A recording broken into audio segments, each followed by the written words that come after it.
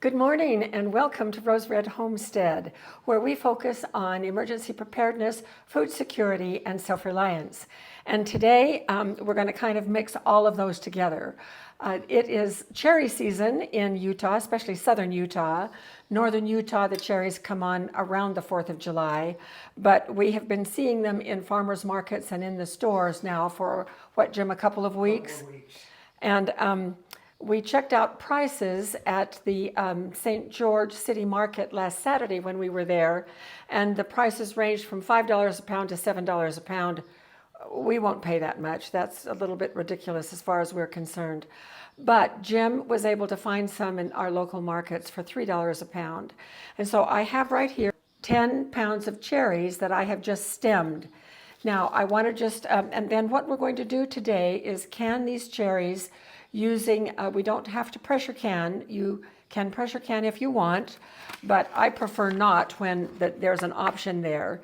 The recipe that we're going to use is the USDA, University of Georgia, from the National Center for Home Food Preservation. And I will put the link right below the description of this video so that all you have to do is just click that link and you can have this recipe. This is for canning whole cherries. They give us several options. We can do raw pack, we can do hot pack, and we can do them with or without the pits. I have been canning cherries since I was a little girl. I grew up with cherry trees in northern Utah, and we would do almost every summer around 200 quarts of cherries. And they're so easy to do. I far prefer doing cherries to most any other fruit. Peaches and pears and tomatoes all just run down my arm and drip off my elbow, but cherries are so easy. I always do raw pack cherries. When I was growing up, what Mother would do is put 1 cup of sugar in the bottom, put in the cherries, and then fill it with boiling water. And then the syrup would be created as it processed. Now, I've done that all of my growing up years. And I can say, like so many other people, well, none of us ever got sick, nobody was killed, because this is not a USDA approved way of doing it. Once I learned about the USDA and about tested recipes and the science behind things, I never went back to that method at all. I changed my direction in canning cherries, and now I follow the USDA guidelines. So today we're going to be using a very, very light syrup to can the cherries in. You can use just plain water. You don't have to use any sugar at all. You can use white grape juice. You can use apple juice. I'm using about a 10% sugar syrup. I just put 10 cups of water in my pan back over here and 1 cup of sugar, so that's very, very light. And that's what we will be using. Now, I do deviate in one way from the USDA, just based on my own experience. We are going to can these with the pits in. I grew up that way. We always had cherries with the pits inside. And I learned to eat them with rolling my tongue around in that way that separates the flesh from the pit and then spit the pit out. I continue doing that. I don't want to go to the mess of pitting all of these cherries. Well, what the USDA says that if you do that, if you leave the pits in, you need to take a needle and just puncture the outside opposite where the stem is. I have never done that, and I never will. The reason they say is so that the skins don't split. I have yet to have skins split in my quarts of cherries. So it's your kitchen, your decision on whether or not you do that if you do raw pack. Now, the first thing that we need to do is wash the cherries, which I've already done, and to pull the stems. I have done all the stem pulling for these, but I left a couple so that I can show you. There is not really a wrong way to pull the stems on cherries, but I can show you a preferred way that I use. You can just grab a hold of the stem and pull. The stem will come out most of the time, but sometimes it'll leave a little bit of the stem there that you have to pull. Or it also will sometimes pull a lot of the flesh from the inside of the cherry. So I don't do that. What I do is I hold it in my left hand. I'm right-handed, and I just put my thumbnail at the base and make sure that that thumbnail is tucked under the stem, and then I just twist and it comes right out. No flesh, no little piece of stem left. So that's, for me, the easiest way to do it. And so now all of our cherries are stemmed. And we are ready to follow the instructions. Now I'm hoping for 7 quarts.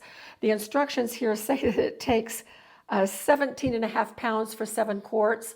That was not true when we canned cherries a couple of weeks ago.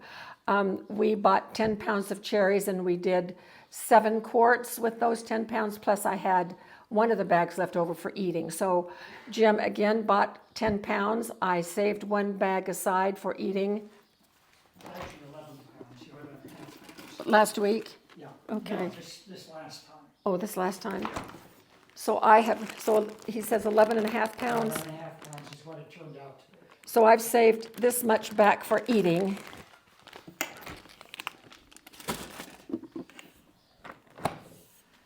And so we will see how far these go.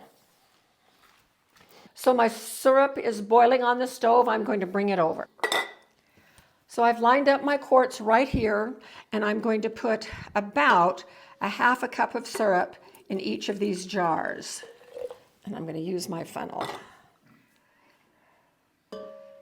And this is according to the recipe. I got the cherries out of the refrigerator about an hour and a half ago, so they have not cooled all the way to room temperature, but almost.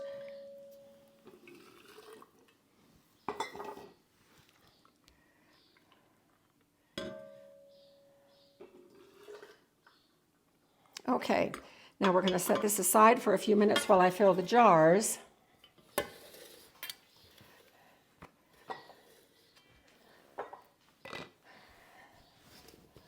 And we fill these, leaving, double check the recipe, 1/2 inch headspace.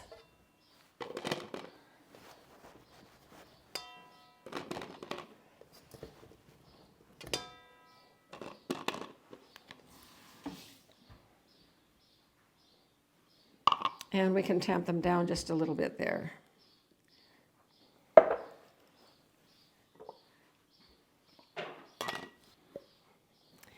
All right, this is number 7, and we do have a few left over, but my goodness, not very many. I think you can see those.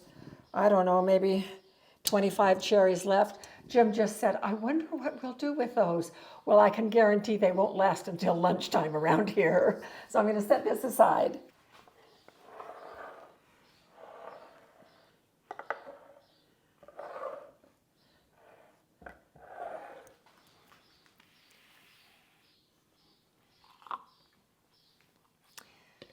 So what comes next is we fill the jars now with the syrup up to 1/2 inch headspace.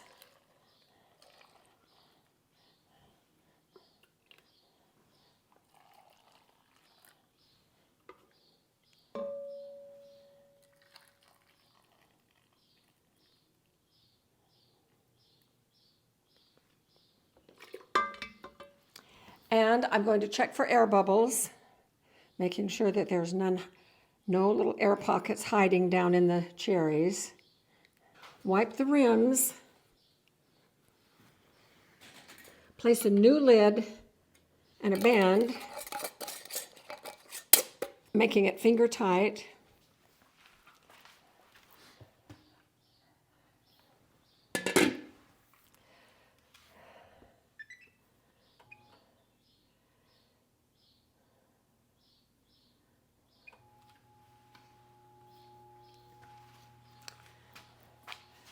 So the canner that I have back on my stove is a canner that I can use either as a regular water bath or a steam canner. Cherries are the perfect candidate for doing steam canning with. Whenever a recipe says water bath canner, you can also opt for steam canning. They are one and the same. Boiling water is the very same temperature at your elevation that steam is. And so when the pot fills up with steam, that's the same as being filled up with boiling water. And so what we have to do is to put these jars in the canner, and they are held above the water line in a steam canner so that steam can get all the way around them.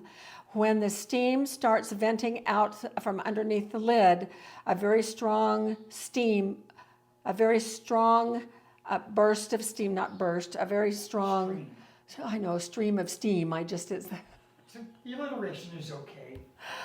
So a very strong stream of steam. Jim is laughing at me.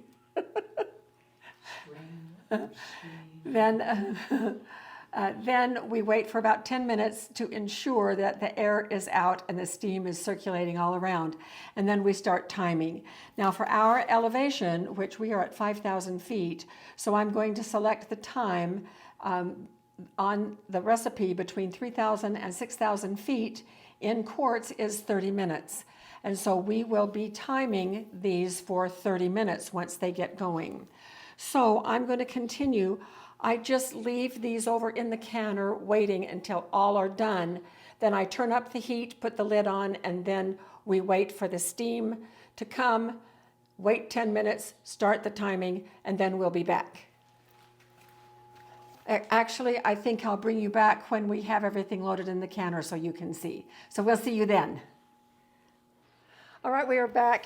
The steam is coming out now. You're not going to be able to see it very well. You might be able to see the condensation. Let me show you the condensation so you can see how wet this is, especially down here. And so there's plenty of steam now coming out. So we've just set the timer for 30 minutes and we'll be back. We will turn the heat off, let them sit in there for just a couple of minutes, and then we'll be back when they're ready to take over to the rack. So see you then. All right, here is our last one. And we did have a little bit of siphoning. The water is a bit pink. So yeah, I'm seeing some drips under these two jars. But there is still plenty of liquid in the jars, so that's not an issue.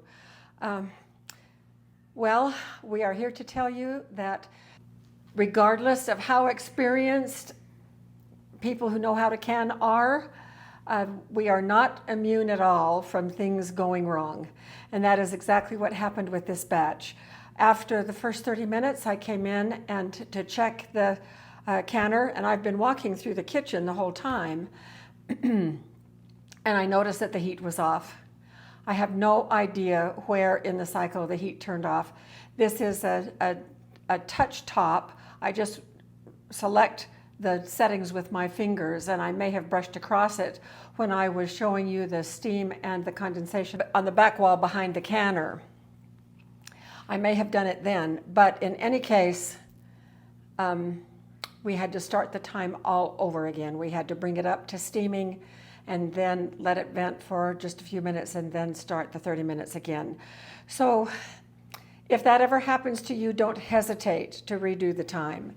The flavor will not be impacted, the taste will not be impacted, the texture won't be impacted, but the food value may be a little bit impacted.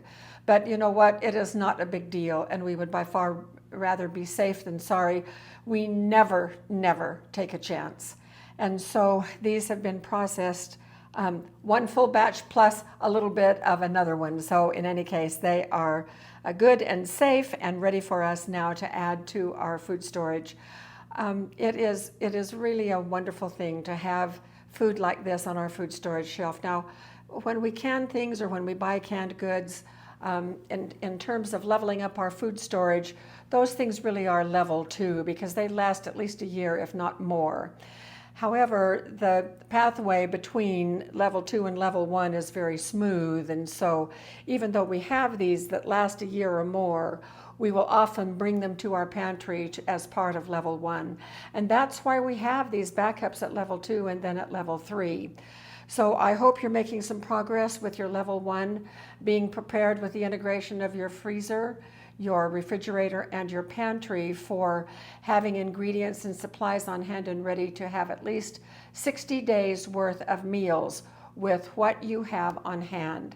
So that's kind of what we're shooting for. So these will be sitting out here for the rest of the day, and they should start popping here right away. And then tomorrow morning we will move them out to our food storage. So I love canning cherries. I love cherries, period. Life is a bowl of cherries. And so we're happy to have these. We now have, I think, another batch out there too. So we've got 14 quarts of cherries, and that's fantastic for us. It's been a couple of years since we've had bottled cherries out there, so what a treat. So thank you so much for being with us. We hope this information was helpful. If you have not subscribed, please, we invite you to do so and click that button so you get our notifications. If you've clicked the button for notifications, you will be getting our community announcements. And we do those rarely, except for Sunday morning. We are now starting the habit of publishing what the videos are for the week so that you can take a look, and hopefully you'll be interested, and we would love for you to join us. Welcome new subscribers. Thanks everyone, and we will see you very soon for more videos.